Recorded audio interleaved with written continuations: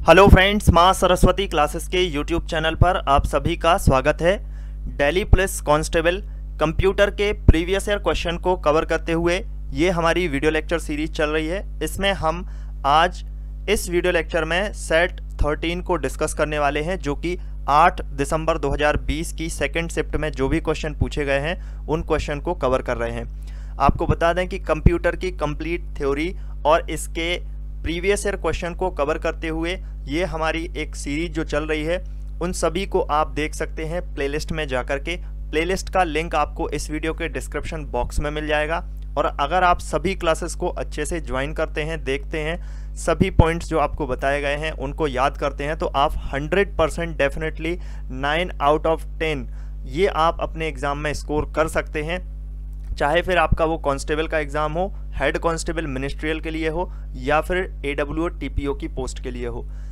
तो यहाँ पर आगे बढ़ते हैं। सबसे पहले यहाँ पर हम पहले क्वेश्चन की ओर बात करते हैं। तो पहले क्वेश्चन में कहा गया है कि MS वर्ड 2007 में पहले से मौजूद डॉक्यूमेंट को खोलने के संदर्भ में निम्नलिखित में से कौन सा कथन गलत है।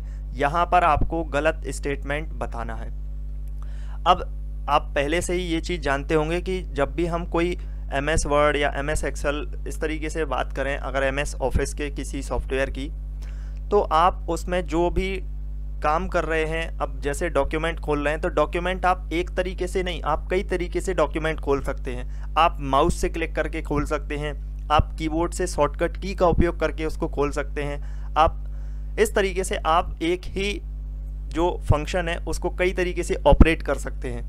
तो यहाँ पर अगर हम डॉक्यूमेंट खोलने की बात करें तो MS वर्ड में अगर आप कोई डॉक्यूमेंट खोलना चाहते हैं तो उसके ऑफिस बटन पर जा कर के आप जो एरो वाला क्लिक है उस पर क्लिक कर सकते हैं। उससे आपका जो डॉक्यूमेंट है वो खुल जाएगा।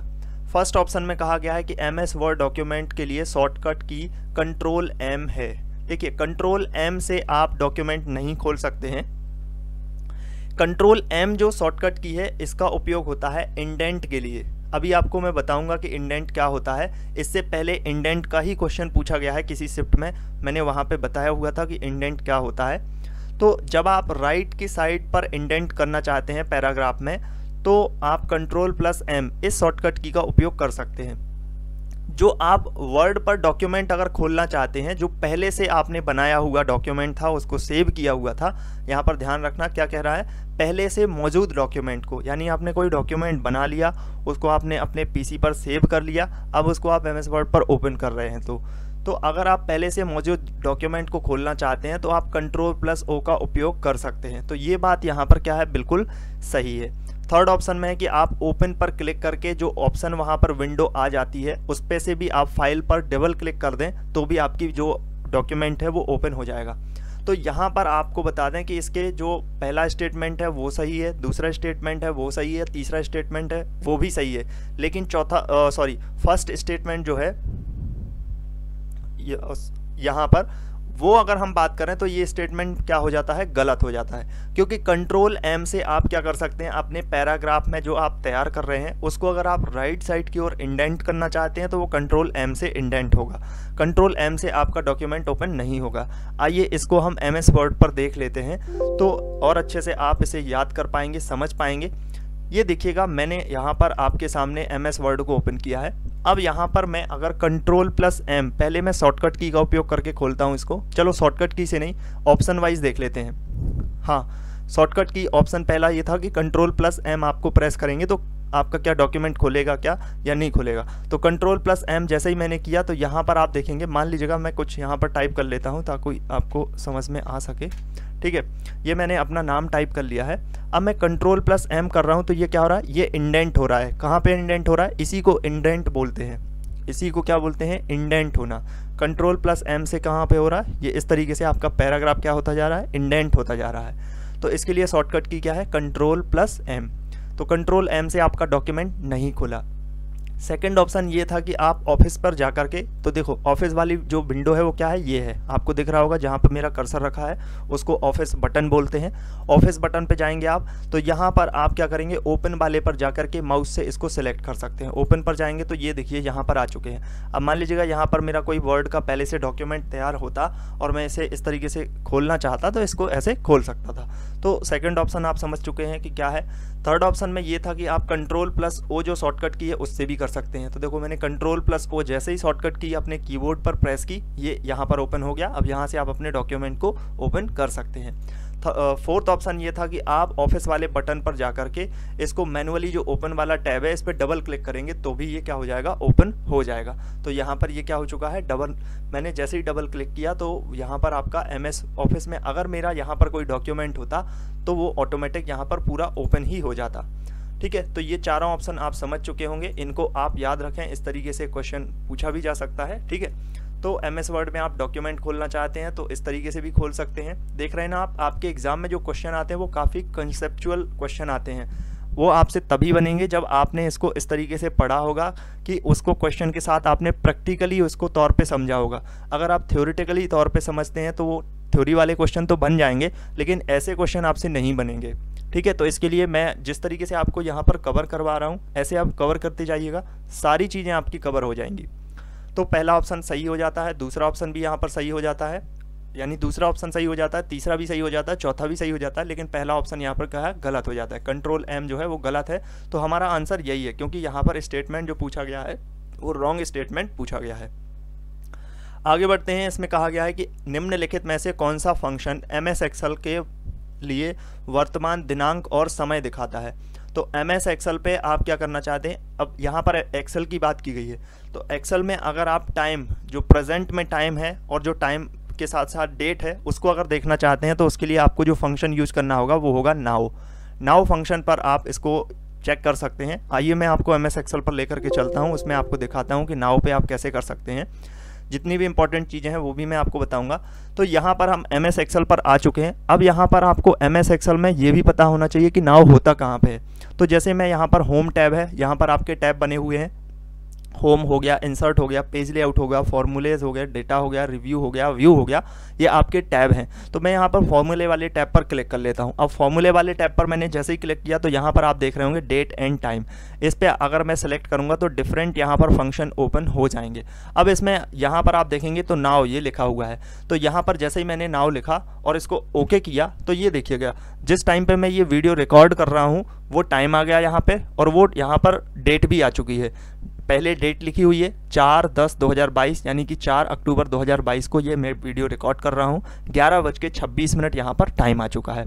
तो आप इसको कैसे कर सकते हैं, नाउ वाले इस तरीके से आप इसको निकाल सकते हैं। अब अगर क्वेश्चन पूछ लिया जाए कि भाई ये फंक्शन होता कहाँ पे, तो ये आपके फॉर्मूले वाले टैब में होता है। कौन सी जो कमांड ग्रुप है उसमें कहाँ पे होता है, कौन से कमांड ग्रुप में होता है, तो वो फंक्शन लाइब्रेरी आप देख रहे हैं ना। फंक्शन लाइब्रेरी ये जो कमांड ग्रुप है इसमें इतने सारे फंक्शंस होते हैं। इससे रिलेटेड भी क्वेश्चन पूछे जाते रहे हैं और आगे भी पूछे जाएंगे, क्योंकि बहुत ही डीपली क्वेश्चन, कंसेप्चुअली क्वेश्चन और प्रैक्टिकली क्वेश्चन अब आपके एग्जाम में पूछे जाते हैं। सिंपल क्वेश्चन अब नहीं पूछे जाते हैं, तो आपको इस तरीके से चीज़ों को कवर करना होगा। अब यहाँ पर अगर मैं चाहूँ तो मैं इसको शॉर्ट फॉर्म में भी निकाल सकता हूँ। शॉर्ट फॉर्म में निकालने के लिए मुझे सिर्फ यहाँ पर फॉर्मूले को टाइप करना होगा। जैसे मैं फॉर्मूला टाइप करता हूँ तो =NOW, और यहाँ पर मैंने इसका ये फार्मूला लगाया और इसके बाद एंटर की जैसे ही मैं प्रेस करता हूँ तो ये आपका डेट और टाइम निकल करके आ जाता है। ठीक है, तो ये चीज़ें आपको समझ में आ गई होंगी। आखिरकार क्वेश्चन क्या कह रहा है, क्वेश्चन कह रहा है कि अगर आप MS एक्सेल में जो आपका प्रेजेंट डेट है और जो टाइम है उसको देखना चाहते हैं तो किस फंक्शन से देख सकते हैं आप, तो नाउ वाले फंक्शन से आप इसको देख सकते हैं। फॉर्मूले की बात करें तो फॉर्मूला ऐसा हो जाएगा =नाउ और इस तरीके से ब्रैकेट यहाँ पर। फर्स्ट ऑप्शन इसके लिए करेक्ट हो जाएगा। आगे बढ़ते हैं नेक्स्ट क्वेश्चन में। इस पे कहा गया है कि MS एक्सेल में एक सेल से डेटा कट करने के लिए निम्नलिखित में से कौन सी शॉर्टकट की का उपयोग करना चाहिए। तो अगर आप MS एक्सेल से या MS वर्ड में कुछ भी कट करना चाहते हैं तो उसके लिए आपको जो यूज़ करना होगा शॉर्टकट की वो Ctrl+X होगा। ये X है, H मत समझ लेना इसको, ये क्या है, X है। ठीक है, वो इसका फॉन्ट कुछ इस तरीके से है तो वो आपको इस तरीके से दिख रहा होगा, बट ये Ctrl+X है। ठीक है। कंट्रोल प्लस सी से हम क्या करते हैं, कंट्रोल प्लस सी का उपयोग करते हैं कॉपी करने के लिए, डेटा को कॉपी करने के लिए। कंट्रोल प्लस वी का यूज़ कहाँ पे होता है, कंट्रोल प्लस बी का यूज़ होता है डेटा को पेस्ट करने के लिए। कंट्रोल प्लस जेड का यूज़ कहाँ पे होता है, कंट्रोल प्लस जेड का यूज़ होता है अंडू के लिए, ठीक है, इस तरीके से। और कंट्रोल प्लस एक्स का यूज़ कहाँ पे होता है, कट के लिए। तो इस तरीके से आपको ये चीज़ें पता होनी चाहिए। शॉर्टकट की से संबंधित भी क्वेश्चन पूछे जाते हैं। आगे बढ़ते हैं तो इसमें कहा गया है MS वर्ड में किसी डॉक्यूमेंट को प्रिंट करने से पहले पेज को देखने या फिर उसको समायोजित करने के लिए निम्नलिखित में से कौन से ऑप्शन का उपयोग किया जाता है। अब आप MS वर्ड है, ठीक है, ये आपका MS वर्ड है, उस पर आपका ये डॉक्यूमेंटेशन वाला पार्ट है, ठीक है। अब इसको आप क्या करना चाहते हैं, प्रिंट जैसे फॉर्मेट में देखना चाहते हैं या फिर इसमें कुछ आप एडिटिंग करना चाहते हैं, कुछ भी आप इसको सेट करना चाहते हैं, तो आपको फिर कौन सा जो ऑप्शन है उसके अकॉर्डिंग करना होगा। तो यहाँ पर आंसर होगा आपका प्रिंट प्रीव्यू। प्रिंट प्रीव्यू यहाँ पर आपका आंसर हो जाएगा। आउटलाइन, आउटलाइन से आउटलाइन बनेगी। ड्राफ्ट से आप डॉक्यूमेंट का ड्राफ्ट तैयार करेंगे। बेज लेआउट से वेब, यानी कि जो आपकी वेबसाइट जैसा होता है ना, वैसा अगर आप रिव्यू देखना चाहते हैं, वैसा अगर आप व्यू देखना चाहते हैं तो वेब लेआउट से कर सकते हैं। तो यहाँ पर हम MS वर्ड में देख लेते हैं। ये देखिए हमने MS वर्ड को ओपन कर लिया है। अब यहाँ पर एक क्वेश्चन ये भी बनता है कि जो MS वर्ड होता है उसमें जो डिफ़ॉल्ट जो व्यू होता है, जो डिफ़ॉल्ट प्रीव्यू होता है वो कैसा होता है। तो डिफ़ॉल्ट जो व्यू होता है वो आपका यहाँ पर कैसा होता है, प्रिंट प्रीव्यू जो होता है वही डिफ़ॉल्ट प्रीव्यू होता है। डिफ़ॉल्ट समझ रहे ना आप, जैसे मैं अगर इसको MS वर्ड को नॉर्मली ओपन करूं तो कैसा आपको इसके सामने का इंटरफेस दिखाई देगा जहां पर आप डॉक्यूमेंटेशन करना चाहते हैं। तो यहां पर डिफ़ॉल्ट तौर पे आपको दिखाई देगा प्रिंट प्रीव्यू जैसा, ठीक है।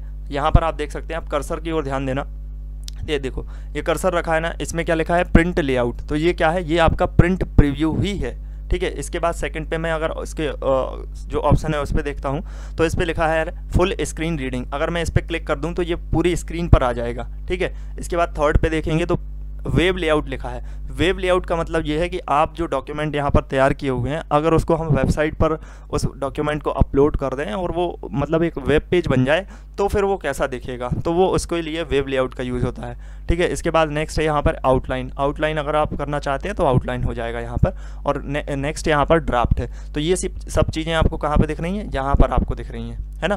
तो यहीं से ये ऑप्शन है। तो इसके लिए जो आंसर होगा वो क्या हो जाएगा, प्रिंट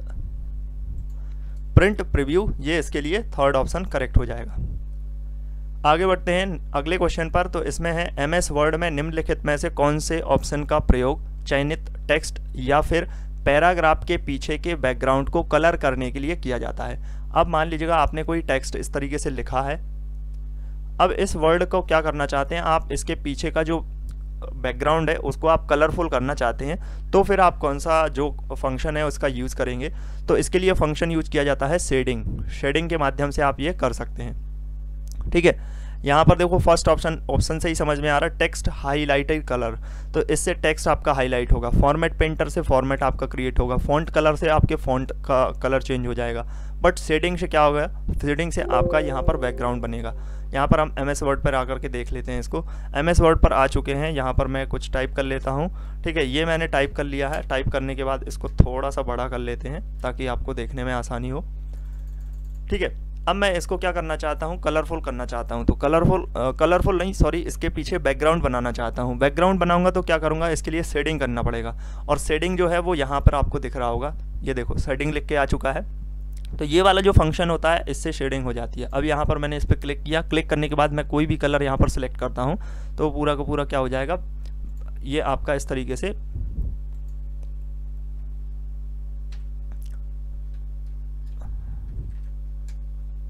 यहाँ पर ये आपका शेडिंग आ चुका है, ठीक है। तो ये क्या हो चुका है, आपका बैकग्राउंड बन चुका है। अब इस पे बैकग्राउंड में आप इस तरीके से जो भी कलर सेलेक्ट करना चाहते हैं तो शेडिंग के माध्यम से आप इस पे बैकग्राउंड बना सकते हैं। अब ध्यान ये एक्स्ट्रा में आपको रखना है कि जो शेडिंग वाला आपका जो फंक्शन है वो आपके किस कमांड ग्रुप में होता है। तो ये कमांड ग्रुप है पैराग्राफ। जो पैराग्राफ आपको कमांड ग्रुप दिख रहा है ना, मैं कई बार आपको बता चुका हूँ कि पैराग्राफ कमांड जो ग्रुप है उसमें क्या क्या होता है। तो इस तरीके से आप नोट करते जाइएगा और उसको याद करते जाइएगा। तो पैराग्रुप कमांड ग्रुप में आपका शेडिंग भी पाया जाता है। यहाँ पर आंसर होगा शेडिंग। अगर आप जो मैं शुरू से क्वेश्चन करवा रहा हूँ ना, वैसे अगर आप उसी फ्लो में क्वेश्चन करते जा रहे हैं तो आपको क्वेश्चन समझने में और आसानी होगी। बीच के बीच अगर आप किसी भी वीडियो पर आते हैं, देखते हैं, फिर चले जाते हैं तो समझने में दिक्कत होगी, क्योंकि वो सब चीज़ें एक दूसरे से रिलेटेड हैं। अब आगे क्वेश्चन पर चलते हैं। इसमें कहा गया है एमएस वर्ड में टेक्स्ट फॉर्मेटिंग के संबंध में इटैलिक जो ऑप्शन है वो आपको किस श्रेणी के अंतर्गत दिखाई देगा। ठीक है, अब जो इटैलिक वर्ड है वो आपका कौन से कमांड ग्रुप में होगा, बेसिकली ये क्वेश्चन कर रहा है वो। तो जो आपका कमांड ग्रुप होगा वो फॉन्ट स्टाइल जो है ना, उसमें आपको इटैलिक वर्ड दिखाई देगा। जो फॉन्ट स्टाइल है उसमें आपको क्या दिखाई देगा, इटैलिक वर्ड दिखाई देगा। यहाँ पर हम देख लेते हैं, इसमें फॉन्ट स्टाइल में एमएस वर्ड पर आ चुके हैं। तो ये जो आपका फॉन्ट है ना, इसमें आपको दिख रहा होगा, ये अगर मैं इसको इटैलिक करना चाहता हूँ, जो आई बना है ना, इस पर मैं क्लिक कर दूंगा, ये जो इसका फॉन्ट बन जाता है वो इटैलिक हो जाता है। तो ये आपको कहाँ दिख रहा है, फॉन्ट वाले में। ठीक है, ये ऐसे क्वेश्चन पहले भी बहुत आए हैं, मैंने सभी क्वेश्चंस को डिटेल से कवर किया हुआ है। तो यहाँ पर मैं आपको अब ये इटैलिक वर्ड इस तरीके से कर सकते हैं, जो कि कहाँ पे आपका फॉन्ट वाले आपके कमांड ग्रुप में है। आंसर हो जाएगा इसका फॉन्ट स्टाइल। आगे बढ़ लेते हैं अगले क्वेश्चन पर। इसमें कहा गया है इलेक्ट्रॉनिक मेल इंटरनेट पर निम्नलिखित सेवाओं में से किस सेवा से संबंधित है। तो इलेक्ट्रॉनिक जो मेल है वो आपकी एक प्रकार की जो सर्विस है वो किस प्रकार की सर्विस से आता है। तो पहला ऑप्शन है यहाँ पर वर्ल्ड वाइड वेब। तो वर्ल्ड वाइड वेब नहीं है, क्योंकि वर्ल्ड वाइड वेब का मतलब है यहाँ पर आपकी जो वेबसाइट है उसके अंतर्गत आता है। सूचना पुनः प्राप्ति सेवाएं, ये भी नहीं होगा। लेकिन यहाँ पर संचार सेवाएं जो है, जो कम्युनिकेशन आपकी सर्विसेज होती हैं वो आपके ईमेल के अंतर्गत आती हैं, क्योंकि आप ईमेल से क्या कर पाते हैं, कम्युनिकेट कर पाते हैं। तो कम्युनिकेशन करना आपका संचार सेवाओं के अंतर्गत आ जाएगा। वेब सेवाएं, वही वेबसाइट वगैरह हो गया आपका, वेब पेज वगैरह। तो यहाँ पर आंसर हो जाएगा थर्ड ऑप्शन इसके लिए करेक्ट आंसर। आगे बढ़ लेते हैं अगले क्वेश्चन पर। इसमें कहा गया है निम्नलिखित में से कौन सा एमएस एक्सेल वर्तमान चयन या एक्टिव सेल के एड्रेस को दर्शाता है। ये क्वेश्चन रिपीट है, ठीक है, शायद दूसरी बार या तीसरी बार ये क्वेश्चन रिपीट हुआ है। मैं पहले बता दे रहा हूँ कि ऐसे ही क्वेश्चन आपके रिपीट होंगे। ठीक, बिल्कुल ऐसे ही क्वेश्चन आपको देखने के मिलेंगे आपके एग्ज़ाम में। तो जैसे अब रिपीट होने लगे आपके एग्ज़ाम में भी यही क्वेश्चन रिपीट कर देंगे वो लोग। तो एमएस एक्सेल में जो आपने सेल को सिलेक्ट कर रखा है ना, उसके एक्टिव सेल का जो एड्रेस है वो आपको कहाँ पे दिखेगा, वो आपको नेम बॉक्स में दिखेगा। कहाँ पे दिखेगा, नेम बॉक्स में दिखेगा। मैं आपको बता देता हूँ, इस तरीके से आपका ये हो जाएगा। यहाँ पर नेम बॉक्स होता है। जैसे अगर आपने A1 सेल को सिलेक्ट किया है तो A1 यहाँ पर लिखा होगा, B1 सेल को सिलेक्ट किया है तो B1 या B2 B3, ये होता है फार्मूला वार। जो कि फार्मूला वार में आपको वो कंपोनेंट दिखते हैं जो उस सेल के अंतर्गत लिखे हुए होते हैं, जबकि एड्रेस आपको कहाँ पे दिखता है, नेम बॉक्स में दिखता है। एक बार हम इसको फिर से एमएस एक्सेल पर देख लेते हैं। ये देखिए आपका एमएस एक्सेल ओपन हो चुका है। यहाँ पर आपका एमएस एक्सेल ओपन होने के बाद अब मैंने मान लो ये बीच के बीच यहाँ पर G7 पर रखा है, तो G7 आपको कहाँ पे दिख रहा है, ये दिख रहा है। और G7 जहाँ पे दिख रहा है उस पर मैंने जैसे ही कर्सर रखा तो ब्लिंक करके आ चुका है नेम बॉक्स। इस प्रकार के बॉक्स को क्या बोलते हैं, नेम बॉक्स बोलते हैं। अब अगर मान लो यहाँ पर इस सेल में कोई डेटा है आपका, ये डेटा आप अगर देखेंगे तो ये आपको कहाँ दिख रहा है, एज इट इज आपको दिख रहा है इस वाले बॉक्स में। और इस वाले बॉक्स को कहते हैं फार्मूला वार। जहाँ पर ये कर्सर रखा है ना, यहाँ पर अगर आप देखेंगे तो ये बिल्कुल जो आपका इस वाले सेल में डेटा है वो ऊपर आपको दिखाई दे रहा है इस वाले बॉक्स में, और इस बॉक्स को बोलेंगे हम फार्मूला वार। जबकि क्वेश्चन ये पूछ रहा है कि अगर आप किसी सेल को सिलेक्ट करते हैं तो सेल के एड्रेस आपको कहाँ पर दिखेगा, सेल का एड्रेस आपको यहाँ पर दिखेगा, जिसको हम नेम बॉक्स बोलते हैं। ठीक है, इन दोनों से रिलेटेड बहुत क्वेश्चन रिपीट हुए हैं। तो यहाँ पर आपका आंसर हो जाएगा नेम बॉक्स। थर्ड ऑप्शन इसके लिए क्या है, करेक्ट आंसर है, बिल्कुल करेक्ट आंसर है थर्ड ऑप्शन। आगे बढ़ते हैं अगले क्वेश्चन पर। तो अगला क्वेश्चन है ईमेल हेडर में पाए जाने वाली एक फील्ड जिसका नाम है BCC। इस BCC का फुल फॉर्म क्या होता है। तो BCC का फुल फॉर्म होता है ब्लाइंड कार्बन कॉपी।